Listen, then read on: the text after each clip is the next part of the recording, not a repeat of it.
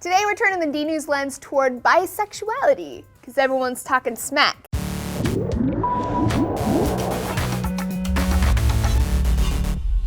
Hey everyone, Laci Green here for D-News. Bisexuality, you've heard of it, right? It's a sexual orientation where a person is attracted to men and women. The latest study on bisexuality comes as a no-brainer to bisexuals, but it might come as a surprise to others. Scientists at the University of Pittsburgh have found that around 15% of people don't believe bisexuality is an actual sexual orientation. The main contributors to that group were straight guys. They were 3 times more likely than any other population to claim that bisexuality doesn't exist. Overall, participants in the study expressed negative attitudes toward bisexual men and women in the study, and that includes participants who are gay and lesbian. People described bisexuals as confused, different, and experimenting. For decades, people said the same thing about homosexuals. They even called them mentally ill and locked homosexuals up in institutions. It's also not uncommon today to hear people say such things about asexuals, which we've talked about on D-News. Bisexuality has been documented throughout history and science. Notable bisexuals include Lou Reed, Rebecca Walker, Malcolm Forbes, Walt Whitman,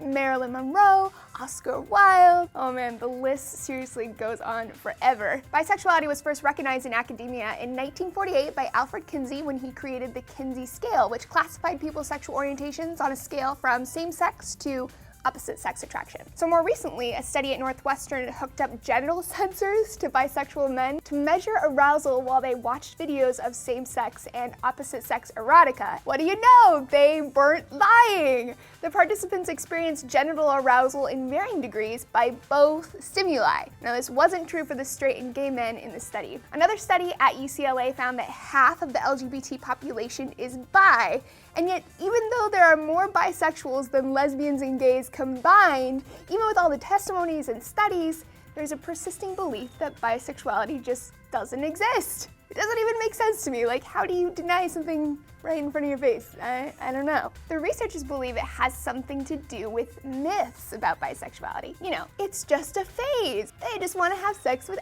everyone. And my personal favorite, they're just experimenting. They'll end up straight or gay eventually. Yeah. They will end up with someone of the same or opposite sex eventually, but that doesn't make them straight or gay because that doesn't fully describe their experience of sexual attraction. They're still bi. The fact that they can be pigeonholed into simply experimenting or straight or gay, no matter what they do, makes it much easier to accept the idea that bisexuality itself doesn't exist. Is that a big deal necessarily? Dr. Mackey Friedman, the lead researcher on this study, says yes, we should take the stigma and prejudice from both straight and gay populations seriously.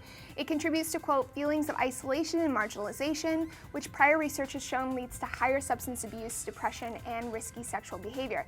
It can also result in lower rates of HIV testing and treatment. So, not exactly harmless. Thanks for joining me for D-News, everyone. Down below, have you heard these myths before? Tell me all about it, and I'll see you soon with more science updates.